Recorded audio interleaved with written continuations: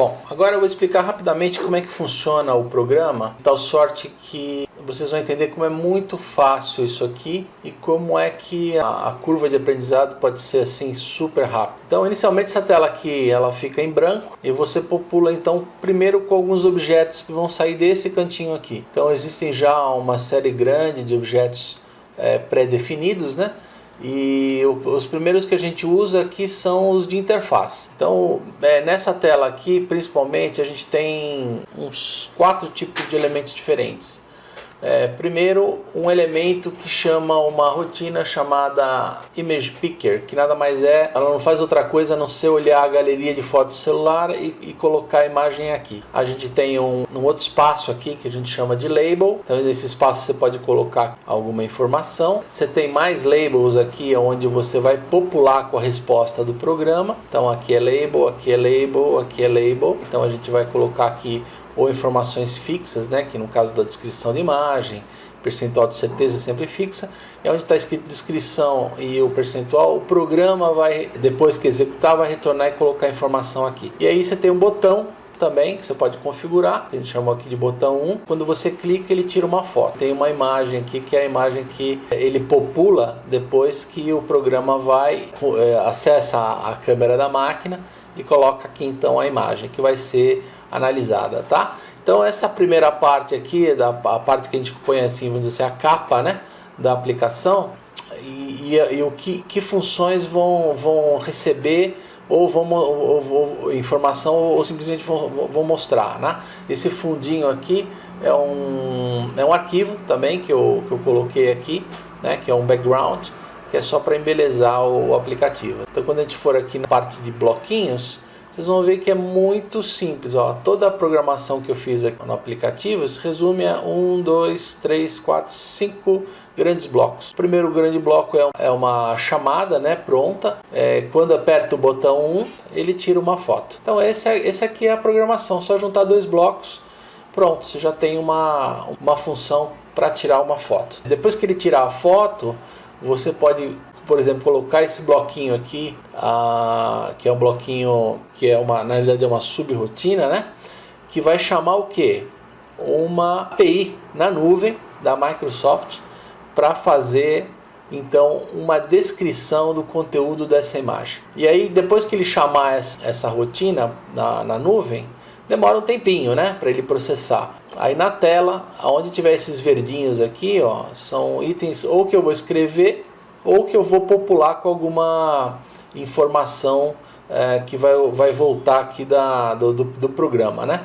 Então no caso aqui do set imagem 1, quer dizer, o buraquinho que eu deixei lá para a imagem 1, ele vai popular com o quê? Com a imagem. Quando essa API retornar, aí vai esse bloco aqui passa a funcionar. Ele estava esperando, ó, você vê que aqui em inglês aqui, ó, got response, ou seja, estava esperando uma resposta. Quando essa resposta voltar, então o que ele vai fazer? Ele vai popular o campo de descrição aqui no label 1, o score, né, o percentual de certeza que ele tem que a descrição é relativa àquela imagem. E como essa descrição ela vem em inglês, eu estou chamando uma API aqui, ó, Cal Yandex Translate, na realidade é uma API russa, free, né, que faz vamos dizer assim, a tradução. Você só precisa dizer qual que é a linguagem original e a de saída que você quer. Então tá aqui, ó, ele precisa desse argumento aqui, ó, entra um texto em inglês, sai um texto em português. E o resultado vai aqui para o campo description, tá? Então o campo description inicialmente ele é populado com o texto original em inglês, depois a tradução em português, tá? O pedacinho que faz aqui a tradução é esse aqui, tá? Então quando ele faz a chamada, ele pega esse pedacinho aqui e executa. E aí é que eu falei para vocês, se quando a descrição da Microsoft voltar aqui da API, reconhecimento de imagem voltar, se na descrição contiver a palavra gato, ou seja, eu estou fazendo aqui o que? Uma análise, né, do conteúdo da imagem, né? Aqui podia ser qualquer palavrinha, né? Desde que seja uma palavrinha em inglês, podia ser qualquer uma. O que eu vou fazer? Eu vou testar. Então, se o description score, ou seja, se o percentual de acerto que ele trouxe dessa imagem for maior que 0,7, ou seja, se for 70% de certeza ou maior, o que ele vai fazer? Ele vai chamar um serviço chamado IFTT, tá? Esse serviço nada mais é do que um servidor de API, onde você na rede configura uma ação, tá? E a ação que eu configurei lá é para que ele mande um e-mail para Eduardo. Então, nesse caso aqui, ele vai estar testando então duas condições, né? Se na descrição tiver gato e se for maior de 70%, então ele aciona o serviço aqui no IFTT, tá? Que vai o quê? Mandar um e-mail para Eduardo Mendonça. Aí nesse caso aqui no Label 2, eu vou atualizar dizendo que o quê? O e-mail foi enviado. Tá bom? Então é um programa bem simples, mas na realidade não é um programa para você usar no dia a dia. Na realidade é um programa mais para a gente demonstrar um conceito, tá? Então você que é empreendedor, você quer ter uma ideia bacana, quer mostrar para alguém, recomendo que faça nessa ferramenta. Por quê? Não vai ficar igual a um aplicativo que você faria em Java, né? Com aquela curva longa de aprendizado, com aquele detalhamento, aquele refinamento, né? Vai ficar uma coisa mais grosseira, não tão bonita, mas vai atender perfeitamente o objetivo de gerar um projeto mínimo viável para você mostrar para alguém, defender uma tese, enfim, olha, isso aqui é legal, isso aqui funciona, fazer um teste de campo, é por aqui, tá bom? Então vamos aqui mostrar agora um pouquinho da tela do IFTT, que nada mais é do que um servidor de APIs, né? Onde você configura aqui na rede, de um modo bem simples, uma ação, tá? Essa sigla aqui em inglês é if this then that, ou seja, se acontecer alguma coisa, então faça alguma outra coisa, tá? Essa tela principal que mostra algumas das redes que estão conectadas em ação, né? Então tem ação integrada com o Instagram, com aquele dispositivo Alexa da Amazon, com o Twitter, com o Skype, o Pinterest, enfim, bastante coisa, tá? Por exemplo, se você pegar aqui na seção do it yourself, né, electronics, né, quer dizer, faça você mesmo alguma coisa de eletrônica, vim aqui em Adafruit, que é uma fabricante de dispositivos eletrônicos, né, tem bastante coisa IoT também. Por exemplo, você pode ter um aparelhinho deles que acende a luz quando o sol se põe, né? E para programar isso, basicamente é muito simples, é só você apertar o botãozinho, turn on, né? E responder uma série de perguntinhas que você já está completamente programado, né? Para aquele aplicativo do detector de imagem, eu fiz esse aqui, ó.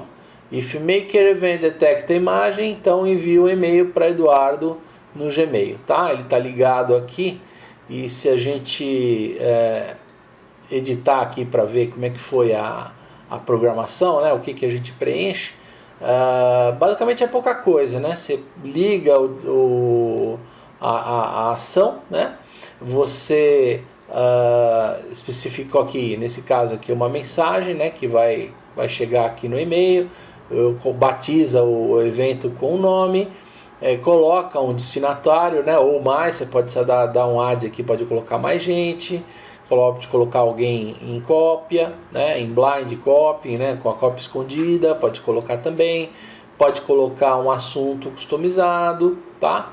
E como eu fiz lá no aplicativo, tá? Eu coloquei, ó, detectou um gato com mais 70% de probabilidade, tá? Aí dá save aqui, pronto, tá tudo feito. Aplicativo API, né, na rede para mandar um e-mail resolvido, tá bom? Então essa parte aqui do IFTT é muito interessante, tem talvez aqui milhares de opções diferentes de ações com esse tipo de programação, ou seja, uma coisa muito simples, qualquer um pode fazer, muito acessível. Bom pessoal, agora que eu terminei de fazer a explanação de uma experiência aí muito rápida, porque essa aula normalmente levaria aí cerca de 2 horas, entre uma explicação mais detalhada, um aprofundamento um pouquinho maior. Eu vou falar do projeto agora como um todo, que foi idealizado com 10 experiências no total. O que a gente está visando com essas experiências? Falar e aprofundar o uso de APIs cognitivas em nuvem, falando que serviços hoje a gente tem na Azure, no Bluemix, na Amazon e na Google. Experimentar aplicações como o App Inventor, o Thunkable, o Visuino, o RapMiner, Node-RED, que são aplicações orientadas a bloquinhos, né, objetos muito interessantes, né, e muito simples de aprender. Experimentar vários tipos de IoT, como o 8266, beacons do Bluetooth, que são aqueles faróizinhos que podem mandar alguma informação para você, que depende da proximidade. O próprio Raspberry Pi, o Arduino, que tem muita coisa para ele nesse mundo do IT como plataforma de desenvolvimento. Falar sobre tecnologias como Wi-Fi, Bluetooth, Beacon, e-Beacon, RFID, NFC, que são muito utilizadas para objetos inteligentes, aplicações práticas de objetos inteligentes. Falar de broker, rede, protocolo como MQTT, IFTTT, ThinkSpeak, Sigfox, LoRa, que são redes para IoT, bem interessantes. Fazer uma aula prática de Machine Learning, de preferencialmente descomplicado, sem aquela matemática pesada toda. Exercitar o reconhecimento de imagem com rede neural. Fazer algum exercício de seleção binária ou seleção de conjuntos de itens via o uso de regressão linear logística com RedNode, que fica uma coisa bem mais amigável, bem mais fácil. Comentar, né, como é que é a relação entre gasto de energia, alcance e taxa de transmissão em IoT, que é um assunto importantíssimo se você vai querer planejar um IoT que funcione a bateria ou energia elétrica, se você vai usar o IoT em casa ou no campo, e falar como o uso de GSM pode levar a projetos incríveis, né? O Google Cloud Messaging, que é uma importante ferramenta de troca de mensagens e que pode trazer uma informação de status de um aplicativo que você monte para N pessoas. Então imagina você fazendo um aplicativo que possa passar um status para mais de uma pessoa. É fantástico, né? Então só isso já pode levar a projetos incríveis. Essas experiências estão apoiadas em alguns pilares que eu não vou abrir mão. Então o uso de módulos e sensores e atuadores inteligentes, ou seja, a gente não vai falar de engenharia elétrica aqui, como é que eu vou conectar algum dispositivo numa CPU IoT, não vamos falar de programação de IoT, vamos pegar aquele bloquinho que vai ser fornecido já pronto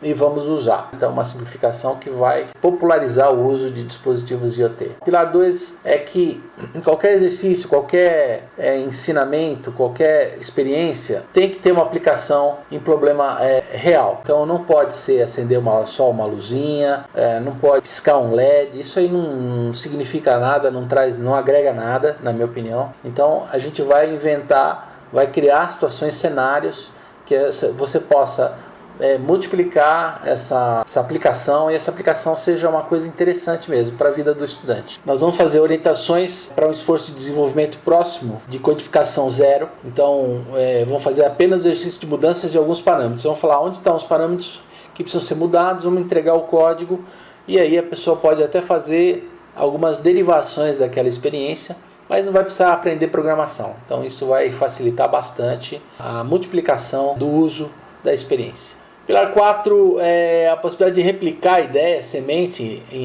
dos encontros em pequenos ajustes de parâmetros. Ou seja, no final da experiência nós vamos estimular junto aos jovens, né, que novos projetos a gente pode fazer com a mesma base, tá certo? Então, o que a gente chama de chuva de ideias, né? Quer dizer, vamos ali pensar juntos em como a gente pode ampliar o escopo da experiência, tá? E o último pilar é garantir o amplo acesso a baixo custo, né? Quer dizer, muita gente vai poder fazer um treinamento desse porque ele vai essencialmente custar pouco. Então a ideia é atingir um grande número de pessoas. A experiência tem que ser simples, tem que ser descomplicada, com o uso de receita de bolo. Bom, a ideia básica é a gente fazer uma experiência por mês. Experiência 1 pretende então aprofundar essa aula que eu coloquei aqui no vídeo, né? Como é que você usa uma API para reconhecer a imagem, como é que você constrói e cada função de aquele bloquinho que eu já apresentei.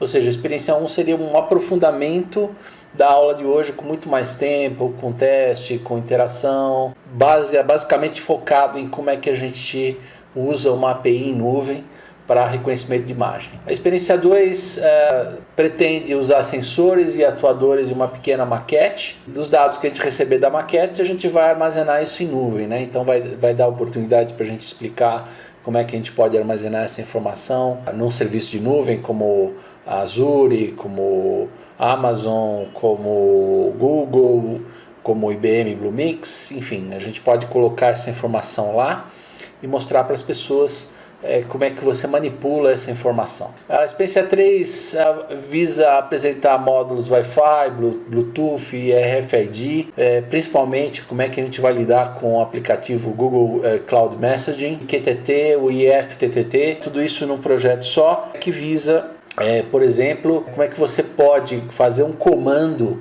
para acionar um sensor via o aplicativo IFTTT e compartilhar esse status via o Google Cloud Messaging. Muito interessante essa experiência número 3. A experiência número 4 é uma aula de Machine Learning Lite. Então a gente vai replicar via Node e o site RapidMiner uma experiência para analisar os dados do naufrágio do Titanic. Tá? É uma aula aqui muito interessante para ver a ferramenta funcionando, a ferramenta aprendendo com os dados e a ferramenta mostrando o resultado em probabilidade. É muito interessante. A experiência 5 visa demonstrar o uso de IoT na forma de beacon, né? Um semáforozinho, um farolzinho que vai estar lá passando uma informação para os alunos, sugestão a pegar uma barraquinha de festa junina e colocar lá alguma informação para os alunos receberem quando estiverem próximos. Bem interessante para passar a ideia de como é que o beacon funciona com relação à proximidade, que tipo de informação dá para tirar dele, que tipo de publicação dá para fazer. A experiência 6, aprenda como achar um ponto de reposição de material com um armário inteligente, mostrar como é que se usa uma tag do tipo NFC. Então é uma tag muito interessante, onde você usa essa tecnologia, né, para provocar alguma ação por aproximação. A experiência 7, aprenda como tratar filas na secretaria. Né? A proposta aqui é também usar um beacon que vai sentir a proximidade das pessoas, vai gerenciar uma senha virtual no aplicativo de celular e quando você estiver perto de ser chamado, ele vai avisar você, olha, já tem um atendimento aí, uma pessoa na frente, pode vir para ficar por perto que você vai ser chamado. Muito interessante o uso aqui do beacon e o sistema de localização para poder tratar a fila. A experiência 8 visa usar um aplicativo de celular, o site Google Maps, né, com a API do Google Maps, para explorar o uso da informação do GPS. Então, quando o pai chegar na escola, o filho vai poder ver isso no celular e ser avisado, inclusive, que ele está perto, né, tá nas proximidades, enfim, dá para ver ele no mapa. É muito interessante estudar essas facilidades aí. Tem a API do Google Maps que usa GPS do celular. A experiência número 9 é uma chamada virtual. A gente pode usar tanto o GPS para o celular ou como um pequeno dispositivo beacon para fazer com que a professora verifique quem está ou não presente na aula. A experiência número 10, podemos usar o módulo IoT equipado com câmera ou mesmo celular. A proposta aqui é registrar as imagens dos alunos, treinar uma rede neural para reconhecimento de rostos. E uma vez que essa rede esteja treinada, ela acionar um dispositivo IoT que vai controlar uma pequena fechadura. Então, uma experiência muito interessante, vai dar margem de ensinar princípios bem básicos de uma rede neural e todo esse ecossistema de IoT. Fora essas experiências exemplos, eu ainda tenho uma dezena de outras experiências prontas, muito interessantes, muito bacanas, mas que eu não vou falar agora para não estragar a surpresa. Então, a ideia é que no fim das 10 experiências, o aluno ganha um dispositivo IoT para brincar e aí ensinar o irmãozinho e amigos como é que ele pode estar contextualizando novos usos derivados dessas experiências, tá certo? A ideia é a gente multiplicar conhecimento. Bom, pessoal, obrigado aí pela audiência. E para todos que façam preenchimento, se tiverem interesse aí na participação no futuro, num convite para um futuro curso, tá bom? Não tem nenhum compromisso financeiro, é só para a gente poder fazer a captação do interesse e a validação pelo desenvolvimento da ideia, tá bom? Obrigado e, se possível, dê um share, dê um like, isso ajuda muito o projeto.